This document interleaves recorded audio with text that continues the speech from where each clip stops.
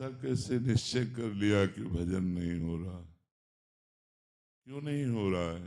क्यों नहीं होगा? हमारा मानव जीवन वो संपूर्ण शक्ति संपन्न है, इससे भगवत प्राप्ति करनी है। बिना भजन के भगवत प्राप्ति असंभव है।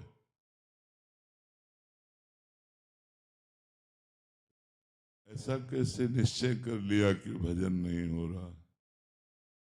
क्यों नहीं हो रहा है? ऐसा कैसे निश्चय कर लिया कि भजन नहीं हो रहा? क्यों नहीं हो रहा है? क्यों नहीं होगा? हमारा मानव जीवन वो संपूर्ण शक्ति संपन्न है, इससे भगवत प्राप्ति करनी है।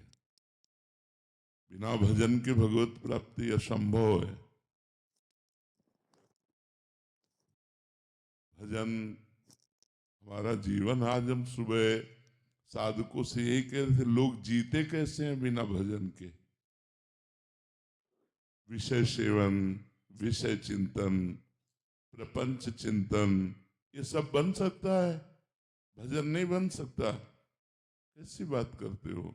प्रयासरत क्यों नहीं हो? इतना क्यों इंद्रिय और मन को प्रोत्साहन दे दिया विषयों के लिए कि वो भजन के लिए ना बोल दिया?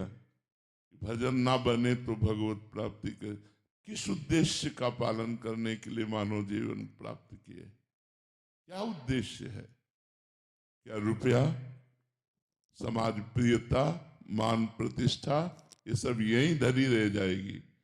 इंद्रियों का दुलार, मन का दुलार, ये नरक की प्राप्ति कराएगा। हम भगवान के निज अंश हैं। भगवान के भक्तों के संग से अपने मन को जबरदस्ती बलात् भजन में लगाएंगे। हम अविनाशी भगवान के अंश हैं, हम क्या नहीं कर सकते? ये कैसे कह दिया कि हम भजन नहीं कर सकते? नहीं, बिल्कुल गलत। निरुत्साहित होकर ऐसे वचन ना बोलने चाहिए और ना ऐसे वचनों को सुनना चाहिए। भजन नहीं कर सकते और सब कर सकते हैं। हमारी वाणी है, बोल सकते हैं, तो राम क्यों नहीं बोले? राधा क्यों ना बोले? कृष्ण क्यों ना बोले? मृदु क्यों ना बोले? हितकर क्यों ना बोले? हाथ है तो हम परोपकार क्यों ना करें? पैर है तो हम प्रदक्षिणा क्यों ना करें? हृदय है तो हम भगवान को समर्पित क्यों ना करें? अन्य साधन सब शून्य है। भगवान का नाम जप ही अंक है। जैसे अंक रखने से शून्य 10 गुना महत्व रखता है, अंक हटा देने पर शून्य का कोई महत्व नहीं। ऐसे ही भगवत चिंतन शून्य, हर सत्क्रिया यहां से ब्रह्मलोक तक ले जाएगी, लेकिन ब्रह्मलोक भी नाशवान है। आ ब्रह्म स्तंभ पर्यंतम सर्वम मायामयम जगत सत्यम सत्यम पुनः सत्यम हरिर नामयु केवलम। हमें ऐसा नहीं बोलना। आप चूंकि भजन कर रहे हैं, समाज के लिए प्रश्न है, लेकिन बिल्कुल हम इस बात को सुनना नहीं चाहेंगे कि हमसे भजन नहीं होता।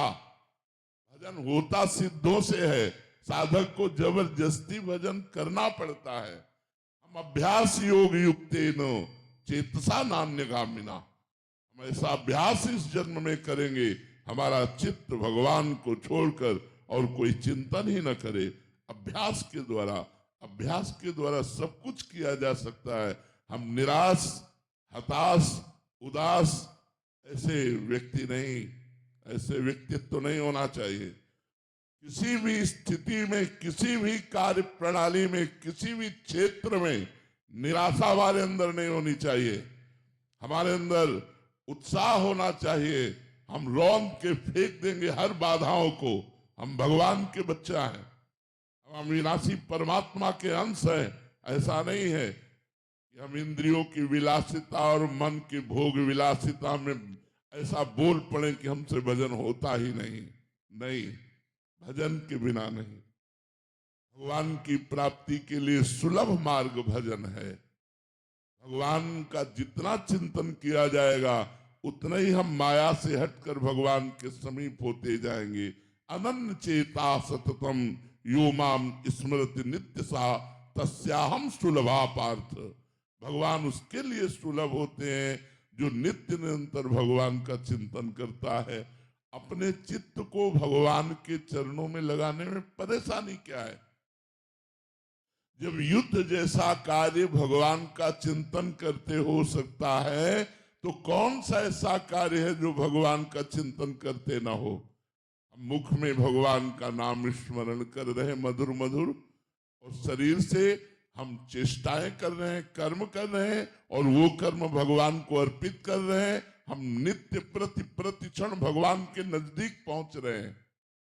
भगवान का विस्मरण करके केवल धन संपत्ति और भोगों की चाह में भटकना, ये तो दिव्य मनुष्य जीवन को व्यर्थ नष्ट कर देना है। इसलिए सबसे प्रार्थना है, ये शब्द तो आ रहा ही नहीं चाहिए कि भजन के बिना हमारा जीवन किसी कार्य का नहीं है, हम भजन नहीं कर सकते। ये शब्द नहीं आना चाहिए कि भजन नहीं कर सकते। भजन के बिना जीवन किसी कार्य का नहीं। जब आप सुअर कुत्ता बनोगे तब भजन करोगे, जब आप पशु पक्षी बनोगे तब भजन करोगे। अरे दुर्लभो मानुषो देहो, इतना दुर्लभ मनुष्य शरीर मिला, यदि इस मनुष्य शरीर में अपने प्रभु से प्रेम न कर पाए, प्रभु को रिझा न पाए, तो और क्या है? प्रभु के प्रेम की प्राप्ति, प्रेम मूल यह नाम है। भगवान का नाम ही प्रेम मूल है। ब्रह्म राम ते नाम बड़ वरदायक वरदान। भगवान से भी बढ़कर भगवान का नाम है। यदि हम राम राम कृष्ण कृष्ण हरि हरि राधा राधा प्रतिपल रट रहे हैं, तो भगवान हमारे हृदय में प्रकाशित होंगे। भगवान हमारे नेत्रों में जरूर वो सामर्थ्य देंगे कि इस माया का पर्दा हटाकर हम कण कण में क्षण क्षण में भगवान का अवलोकन करें। भगवान विराजमान है। इसलिए ये निरुत्साहित करने वाली बात तो किसी की जबान में नहीं आनी चाहिए। हम प्रयास करेंगे, हो सकता है हमारा प्रयास असफल प्रयास रहे, लेकिन हम फिर प्रयास करेंगे। तो 1 2 3 बार 4 बार हम किसी बार तो सफल प्रयास करने वाले बन ही जाएंगे। हमें निराशा बिल्कुल पसंद नहीं।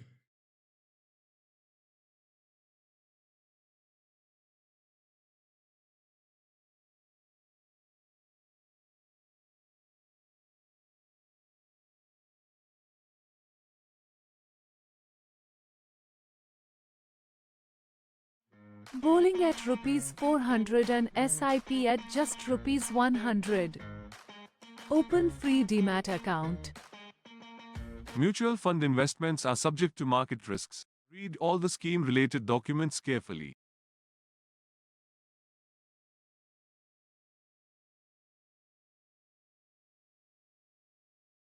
हताश होना, उदास होना, निराश होना ये हमारे जीवन में नहीं, और ये हम मनुष्य जीवन में बर्दाश्त नहीं करना चाहते। आप लोग वहीं परास्त हो रहे हो जहां भगवान का आश्रय नहीं क्या है? आप विचार करके देखिए, जिसकी दोनों किडनी फेल हो, डायलिसिस हो रहा हो, शरीर भीषण कष्ट से युक्त हो, हम दहाड़ रहे हैं, अभी मृत्यु हो जाए उसकी क्या परवाह? हम भगवान के जन हैं, भगवान के अंश हम, कोई शरीर थोड़ी है। शरीर अगर कष्ट में है तो वो अपनी तरफ बना रहे, हम अपनी तरफ है। हमारा जन्म केवल इस बात को लेके बैठ जाए कि हमारी किडनी खराब, हमारा कष्ट है, अब हम कुछ कर नहीं सकते। नहीं, हम हर वो कार्य कर सकते हैं जो स्वस्थ आदमी कर सकता है। हमारे में जोश होना चाहिए, हमारा में संकल्प शक्ति होनी चाहिए। वो तभी होगी जब अध्यात्म से जुड़ोगे। भजन करो, भगवान का नाम स्मरण करो, और उत्साहित रहो, और वीर पुरुष बनो, कायर पुरुष नहीं। ये मैं नहीं कर सकता, ये हमारी डायरी में नहीं है। धर्म की बात अलग है। धर्म और सही मार्ग में चलने के लिए ये मैं नहीं कर सकता, ये डायरी में नहीं। हमें जो सतमार्ग में करना है वो हम करेंगे। भजन बड़ा है या माया का प्रकोप बड़ा है? भगवान की कृपा बड़ी है या माया का प्रकोप? ऐसा नहीं। हम सबसे प्रार्थना करते हैं, आप लोग कायर बनोगे तो ना इस लोक के रह जाओगे ना परलोक के रह जाओगे, और वीर बनोगे तो जो चाहोगे वो प्राप्त कर लोगे। तुम भगवान के संतान हो, महाबली अनंत वैभवशाली हनुमान जी महाराज जिनके चरणों को दुलार करते हैं, उन भगवान के बच्चे हो, उन भगवान के अंश हो। तुम में अपार सामर्थ्य, तुम अपनी शक्ति को जागृत करो और जागृत करके भगवत प्राप्ति करो। जब हम भगवान को अधीन कर सकते हैं भगवान का नाम जप करके, तो और क्या नहीं कर सकते। इसलिए खूब नाम जप करो। जबान हिलाने में क्या जाता है, राधा राधा राधा राधा राधा राधा, इसी से भगवत प्राप्ति हो जाएगी। जो कर्म करो भगवान को समर्पित करो, खूब नाम जप करो। देखो भोग विलास तो लंका में भी बहुत था, लेकिन विभीषण जी ने भक्ति की कि नहीं की? वही बात बार बार आपको दोहरा रहे हैं। हमारा जिद्दी स्वभाव होना चाहिए। हम जिस कार्य को करना है उसे करके रहेंगे, चाहे लाख बाधाएं आए, मुझे परास्त कोई नहीं कर सकता। अगर हमारा स्वभाव इस कोटि का रहेगा तो हमें कोई परास्त नहीं कर सकता। लंका निश्चर निकर निवासा, यहाँ कहाँ सज्जन कर वासा। जहां एक भी सज्जन पुरुष नहीं, घोर राक्षसी प्रवृत्ति का तांडव हो रहा है, वहां विभीषण जी ने वो भक्ति की कि भगवान कह रहे तुम सारी के संत प्रिय मोरे, धरो देह नहीं आन निहोरे। तुम्हारे जैसे संतों के लिए मैं अवतार धारण करता हूं। जब लंका जैसे क्षेत्र में भक्ति का विस्तार विभीषण जी ने अपने हृदय में कर लिया, तो हम चाहे अमेरिका में हो, चाहे हॉलैंड में हो, चाहे इंग्लैंड में, कहीं भी हो, जब हम नहीं बदलने वाले तो हमें कोई नहीं बदल सकता। हम मांस नहीं खाना चाहते, कोई नहीं खवा सकता। हम मदिरा नहीं पीना चाहते, कोई नहीं पिला सकता। हम व्यभिचार नहीं करना चाहते, कोई नहीं करा। और अगर हम करना चाहते हैं तो भारत में क्या वृंदावन में करोगे? क्या नहीं है यहाँ? अगर भगवान है तो सब कुछ है। यहाँ भगवान भी है तो सब कुछ है। अगर हम भजन ना करना चाहें तो वृंदावन में भी भजन नहीं होगा, और भजन करना चाहे तो अमेरिका में, इंग्लैंड में, हॉलैंड में, जहां भी हो तुम, सब जगह भजन कर सकते हो, क्योंकि आपको भजन करना है। हम एक ही मेज में बैठे हैं, दूसरा कुछ खा रहा है, हमें जो पसंद है वो हम पा रहे हैं। राधा राधा राधा, उसका प्रभाव हमारे ऊपर थोड़ी पड़ जाएगा। एक ही ऑफिस में काम कर रहे हैं, दूसरा अपनी चाल चल रहा है, हम अपनी चाल चल रहे हैं, क्या फर्क पड़ता है? इसलिए ये बात रख कर कि हम विदेश में विषय बाहुल्यता होने के कारण भजन में हम रति नहीं कर पा रहे, ऐसी बात गलत है। बहुत से ऐसे भक्त हैं जो हम आपको बता सकते हैं, हमारे ही परिचय के हैं। तो ऐसे गृहस्थ हैं 30-35 वर्ष की अवस्था है, रुपया पैसा सब वैभव, और उन्होंने वृंदावन में संकल्प किया आजीवन ब्रह्मचर्य से रहूंगा, कभी कोई व्यसन नहीं करूंगा, कभी कोई गंदा भोजन नहीं करूंगा, और नियमित अष्टयाम सेवा अमेरिका में रह के कर रहे हैं। वो हर हफ्ते 10 दिन में भेजते रहते हैं इन लोगों के पास कि हमारे ये दिनचर्या चल रही, कोई त्रुटि तो नहीं हो रही, रंग बिहारी उनके पास भेजते रहते। तो हम ये देख रहे हैं कि जैसी वृंदावन में भावनात्मक सेवा, ऐसी वो अमेरिका में कर रहे हैं। और अब जब आते हैं बड़े दैन्यता से रहते हैं, यहाँ साधारण अचला लगाया, साधारण कपड़ा पहनते हैं। तो हम अपनी रहनी से रहे। अगर हम अपनी रहनी से न रहे तो भारत में कम विचार हो रहा है क्या? कम व्यसन हो रहा है क्या? कम गंदगी है क्या? आप देख लो ना, नए नए बच्चों की आदतों को देखो, कहाँ बहती हुई चली जा रही है। तो हमें चाहिए कि किसी भी देश या किसी स्थान प्रधानता से हमारी भक्ति नहीं, हमारे उद्देश्य से हमारी भक्ति बढ़े। हम जहां भी हों अपनी भक्ति को अपने हृदय में बसाएं। हम वहां के व्यवहार को, वहां के आचरणों को अपने हृदय में ना आने दें, तो हम कहीं भी रहे, हम भगवान के बन करके खूब अच्छी तरह भगवान की भक्ति कर सकते हैं। और अगर हम भक्ति ना करें तो वृंदावन में रहकर भी भक्ति नहीं कर सकते। हम ये आपसे कह रहा हूं, वृंदावन भगवान का धाम है, यहां भी रह करके वो सब कुछ हो सकता है जो बाहर हो रहा है। अगर भक्ति करना चाहो तो बाहर में भी कर सकते हो, वो सब कुछ कर सकते हो जो वृंदावन में भक्त जन कर रहे हैं, वही आप कर सकते हो। युगल सरकार विराजमान करके उनको मंगला, उनको राजभोग, उनकी आरती, उनकी चरण सेवा, उनके पद सुनाना, नाम जप करना, भगवान के भक्तों के चरित्र पढ़ना, क्या नहीं कर सकते हो। तो इसलिए हमें ये भी बात पसंद नहीं कि हम किसी देश का हवाला दे करके अपने जीवन को व्यर्थ जाने दें। नहीं, हमारा उद्देश्य मजबूत है तो हम चाहे जिस देश में रहे, चाहे जिस प्रांत में रहे, चाहे जिस जगह में रहे, हमारी भक्ति में कोई असर आने वाला नहीं। अगर हमारा उद्देश्य सही नहीं है तो भक्ति क्षेत्र जहां भक्ति नृत्य कर रही, वृंदावन में भी भक्ति नहीं कर सकते। उद्देश्य ठीक होना चाहिए हमारा। हमारे ऊपर भगवान की कृपा हुई है तब हम भक्ति मार्ग में कदम रखा है। अतिशय कृपा राम की हुई, पाव देह या मार्ग सोई। तो फिर अहंकार क्यों आप थोड़ी कर रहे हैं। भगवान ने आपके ऊपर कृपा करके आपको भक्ति का मार्ग दिया, भक्ति करने की शक्ति दी। भगवान का नाम कृपा करके आपकी जिह्वा पर चल रहा है, तो अहंकार क्यों। विवेक के कारण अहंकार बढ़ता नहीं, तो विवेक धारण करो तो अहंकार किस बात का। हम क्या कर सकते हैं। हमें जो पावर है वो भगवान का दिया हुआ है, तो हम व्यर्थ में अहंकार क्यों करें। हमें जो सत्मार्ग मिला है भगवान का दिया हुआ है। हम जो भक्ति कर रहे हैं भगवान के द्वारा दी हुई कर रहे हैं।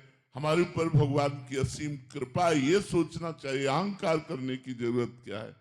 अहंकार से तो पतन हो जाएगा। अहंकार भगवान को पसंद नहीं। अहंकार अज्ञान के कारण हो रहा है, उसको हटाइए। भगवान की कृपा है, आपके द्वारा जो भक्ति हो रही है।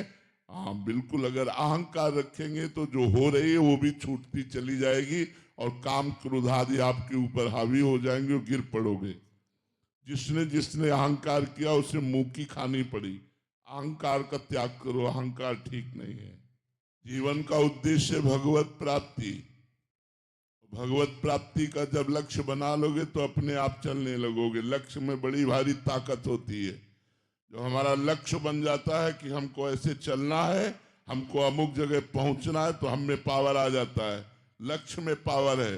प्रिया प्रीतम की प्राप्ति करनी है, भगवत प्राप्ति करनी है, तो यही तुम्हें धर्म से चलना सिखा देगा।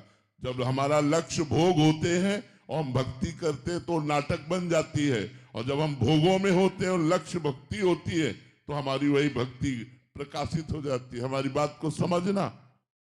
चक्रवर्ती सम्राट महाराज अम्बरीश समस्त भोगों के बीच में रहते हुए भगवान की अनन्य भक्ति के द्वारा ऐसे रिझा लिया कि सुदर्शन चक्र उनकी सुरक्षा में रहता था। रक्षक के रूप में सुदर्शन भगवान स्वयं रहते थे। जब चक्रवर्ती सम्राट से ऐसी भक्ति हो सकती है तो आप दो चार परिवार वाले अपने घर में रहकर क्यों भक्ति नहीं कर सकते। भगवान की भक्ति बहुत कृपामयी है। सुख, शांति, आनंद, परमानंद, इसी जन्म में भगवत प्राप्ति, ये सब भक्ति के द्वारा हो जाएगा। बस हमको चाहिए कि हम लगे रहें भगवान के चरणों में, नाम जप करते रहें, सदग्रंथों का पाठ करते रहें, संत जनों की वाणी सुनते रहें, अवसर मिले तो परोपकार कर दें। इसी से हमारे धर्म का पालन होगा और लक्ष्य दृढ़ हो जाने पर हमें भगवत प्राप्ति निश्चित होगी। हमारा लक्ष्य हो जाए